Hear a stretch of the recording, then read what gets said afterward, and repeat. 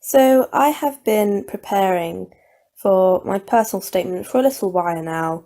A few weeks ago, Darren got us in a group and said that we need to do a personality test, as this will help us with who we are and what we are good at and our strengths and weaknesses and so on. And this will be really good for our personal statement.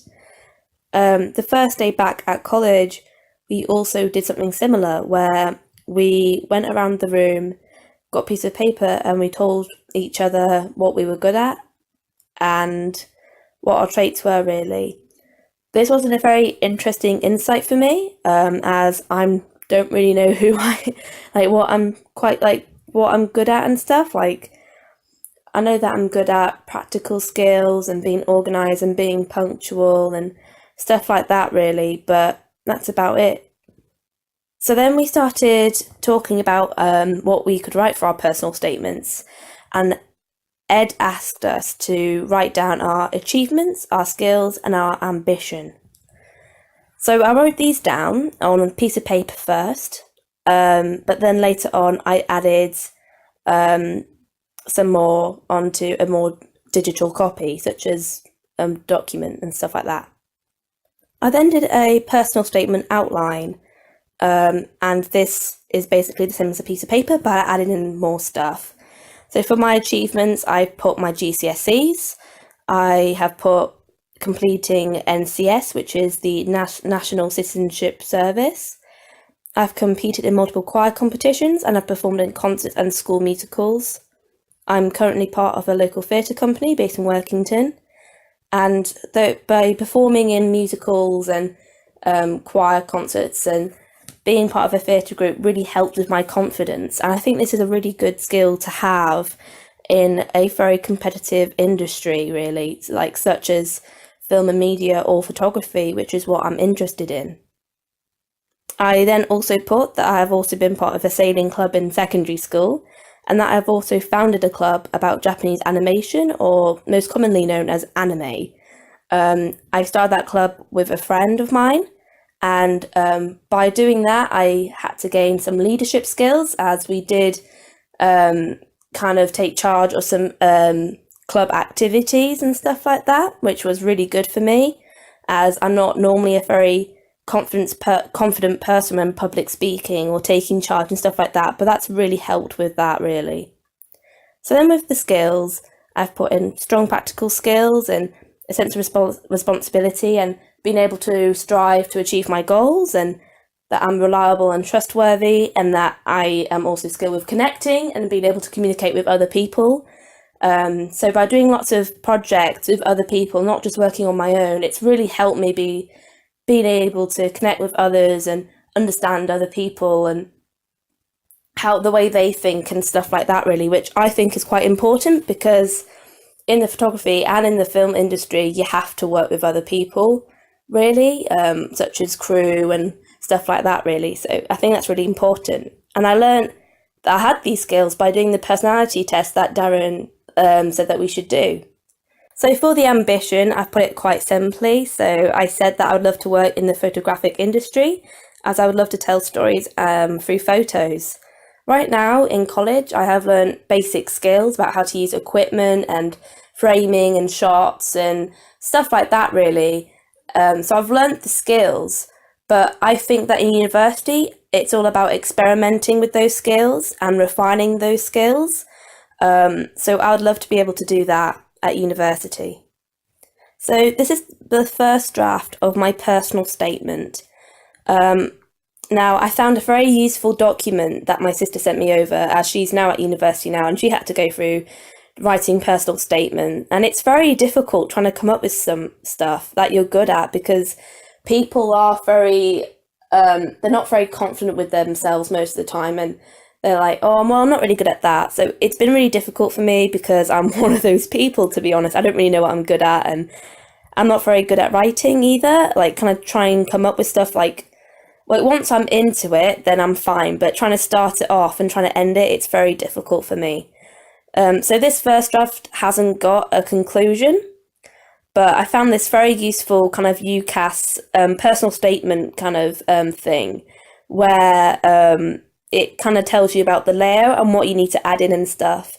So I basically started with an introduction and about myself and how I got into photography and films and stuff like that, and who my favorite photographers are at this particular moment in time, as that really shows my interest in photographers and stuff like that. Really, I then I then wrote that I studied at Carlisle College, that I have learnt valuable skills there, and that I know how to use audio and camera equipment, and I listed the equipment that I have used, and I've gained knowledge in editing software and stuff like that. And by learning to work in a group, that I've been able to be more confident with my ideas and present them and stuff like that. And that you need to be able to be punctual, as people rely on you to be on time. And then talked about my achievements and my hobbies and what I do outside of college and stuff like that, and what I have done in the past. So I haven't got a conclusion for this first draft, as I don't really know what to say, but I have emailed this first draft to Ed Cooper. So hopefully he's going to tell me what he thinks about it, as I think it's really important that he reads through it to see any spelling mistakes and what I need to add or what I need to remove and stuff like that. So I think this is going to be really interesting for me. This is the second draft of my personal statement. I haven't changed too much in this one. I've added my skills and stuff like that, and my ambitions, and kind of like a little conclusion, really. I haven't added in a work experience paragraph yet, because I have no relevant work experience. When Ed handed out kind of sheets of other people's personal statements, they've all had kind of really interesting work experience placements and stuff like that. And I don't really have anything relevant to put in that. When I was in year 10, I did work experience at a primary school, but that's not very relevant to photography, which is what I want to get into. But I have filmed multiple showcases for performing arts, so that's kind of out of my course kind of time, and that's not really classed as a project for me. So I might just ask about that and see if that's work experience or not, but I'm really not too sure.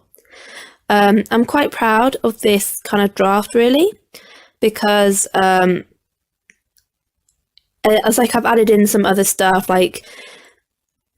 and I'm just a little bit nervous about the kind of work experience paragraph, because I don't have anything relevant at all that I can put in there. So I'm just going to ask Ed.